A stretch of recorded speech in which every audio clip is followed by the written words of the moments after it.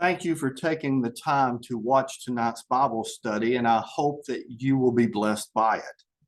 This evening, we continue our Bible study series titled In Search of the Apostles. As we look at the stories of the apostles, I hope that we will be able to see ourselves. I hope that we will be able to identify with these amazing but very human people and draw inspiration to follow Christ as they did.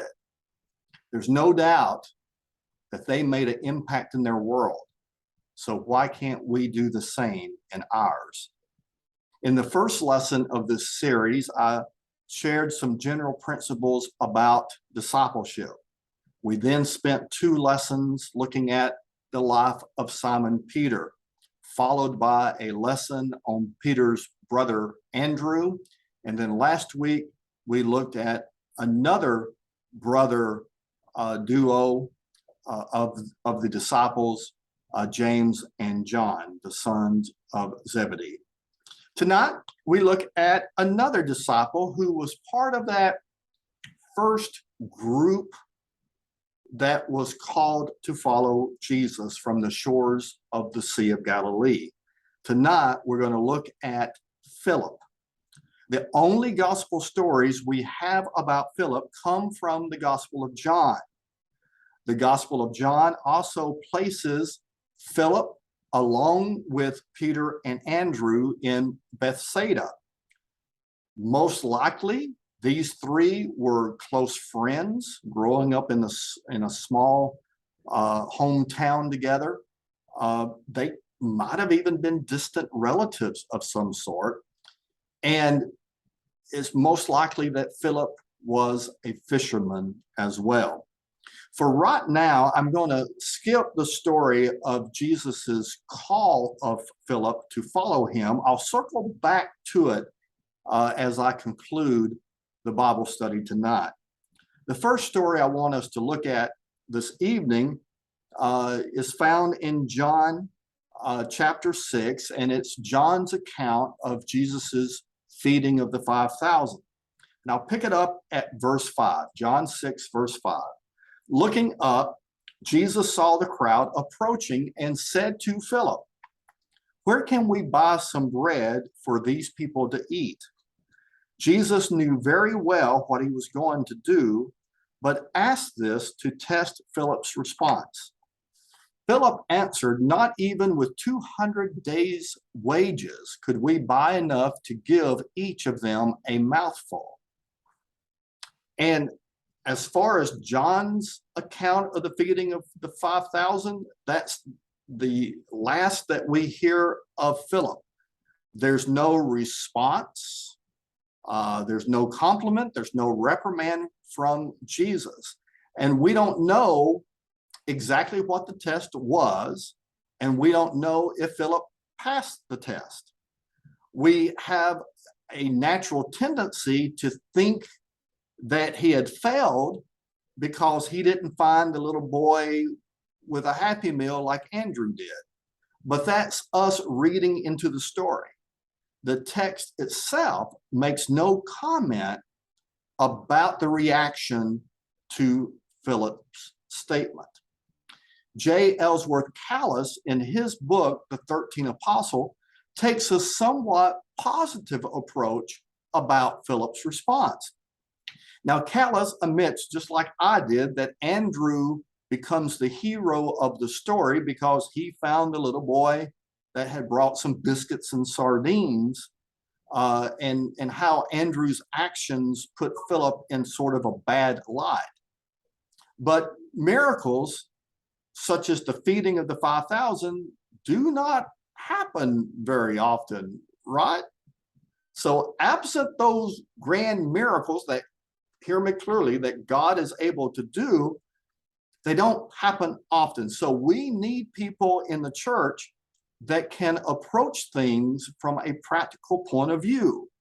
Kalas writes, quote, "But most of the time we need a Philip, one who will wet the stub of his pencil and calculate on the back of an envelope until the building is paid for or the budget raised or the food sent to India, end of quote.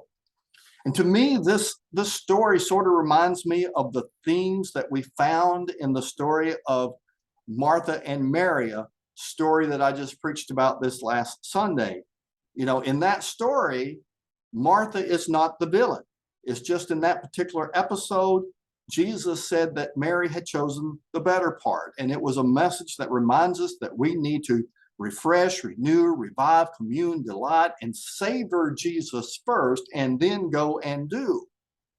And even though Andrew becomes the hero in John's account of the feeding of the 5,000, that doesn't make Philip a villain.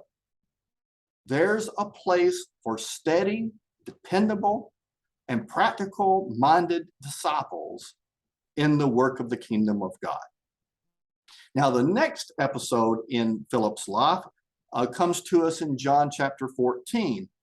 And you might recall that John 14 is part of a larger part of John that discusses or shares all of Jesus's teachings the night before he was crucified. And of course, in John 14, we have Jesus had just spoken the well-known words, "Let not your hearts be troubled. If you believe in God, believe in me." In verse 6 of chapter 14, we have Jesus's classic line, "I am the way, the truth, and the life. No one comes to the Father, no one comes to Abba God except through me." And all of this talk about Jesus and God as parent prompts Philip to ask in John 14:8, "Lord, show us the Father, show us Abba God, show us the heavenly parent, and that will be enough for us." Jesus replied, "Have I been with you all this time, Philip, and you still don't know me?" Then Jesus, as we know, goes on to explain more about that if you've seen him, you've also seen God. The point that I want to make here is that there's nothing wrong with Philip's question. And we don't even know the tone of Jesus's response to Philip's question. You know, it could have been one of frustration, certainly so, or it could have been one of, "Come on, Philip, I know you know the answer to this." But my bigger point is there's nothing wrong with asking questions. There's nothing wrong with raising concerns and issues, even with the Lord. And we'll see this again with some of the other disciples that we'll look at a little bit later on in this study. The takeaway here is that there's no condemnation of Philip for asking the question. And in fact, it seems pretty consistent with Philip's personality that we've discovered so far. He just needed a little bit more information. He was practical minded and he just needed more information. And with all my heart, I believe that God welcomes inquiring hearts and minds. Now, the last little bit about Philip, I want to combine 2, maybe even 3 episodes because they all have a common theme that runs through them. The first story in this trio of stories is when Jesus called Philip to follow him back in John chapter 1. After Philip responds and follows Jesus, Philip then goes to Nathanael and says to him, and this is from John 1:45, "We have found the one that Moses spoke of in the law, the one about whom the prophets wrote, Jesus of Nazareth, son of Mary and Joseph." "From Nazareth," said Nathanael, "can anything good come from Nazareth?" "Come and see," replied Philip. Then in John 12, we have a story of some Greeks approaching Philip with a request to see Jesus. Philip went to Andrew, and together they went to tell Jesus. And we really don't know what happened after that. The story about the Greeks wanting to see Jesus is just dropped, and Jesus goes off into another pretty long discourse. So we really don't know whether or not that Philip and Andrew were able to get an audience with Jesus for these Greeks who were wanting to see him. But Philip and Andrew went to Jesus to tell him about it. And then the final episode is found in Acts chapter 8. And we have to put a huge asterisk beside this one because it isn't clear in Acts chapter 8 whether this is a story about Philip the apostle who we're talking about tonight, or whether the story is about Philip, who is named as one of the first deacons of the church. And believe me, arguments can be made for both. But I'm going to tell the story anyhow. In Acts chapter 8, we have Philip receiving divine instruction to go down the Gaza road. Then, as we know, that Philip encounters an Ethiopian eunuch. And at the request of the eunuch, Philip gives instruction about the fulfillment of some prophecies in the book of Isaiah. And by the end of the story, the Ethiopian eunuch, who was a sexual minority, possibly non-binary, asked the question, classic question, a question that I love: what prevents me from being baptized? The answer is nothing. And then Philip then baptizes this outcast and welcomes the eunuch into the family of God, just as the eunuch is. So what's the common thread in this trio of stories? The thread is Philip was always open to the new that God was doing. Philip was willing to be open and to think outside of the box. At the time, many were like Nathanael in not believing that the Messiah would come from a place like Nazareth. But Philip was open to it. Philip avoided the assumptions that many people had concerning the Messiah. And in the second story, the Greeks take center stage. And when it came to the way that the people of Israel understood God's actions and plans, Greeks were considered outsiders. However, Philip was open to them and welcoming of them, and did what he could do to try to get them an audience with Jesus. Philip seems to have been a bridge builder. And don't we need more bridge builders in our world today?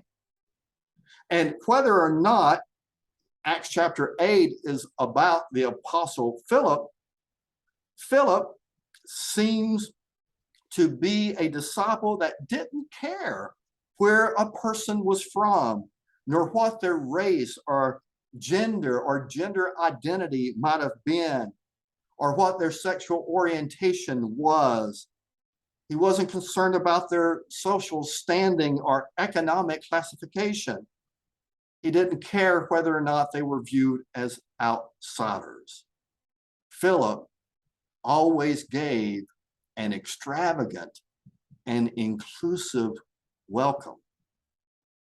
So, despite very little about Philip in the Bible, what we do have gives us a good glimpse of his personality and provides for us yet another example for us to follow as we live in the 21st century. Number one, there is a place for both those who are practical and need to figure things out, and for those who are willing to step out on faith with no question at all. The church needs both of those type of people.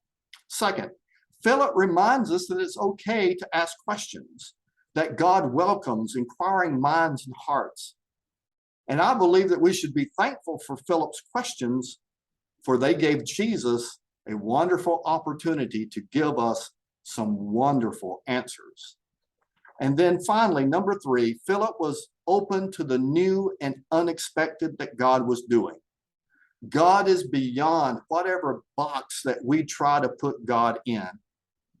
Philip seems to have been a disciple that really understood God's extravagant welcome to all, and that we should be extensions of that welcome in our world today.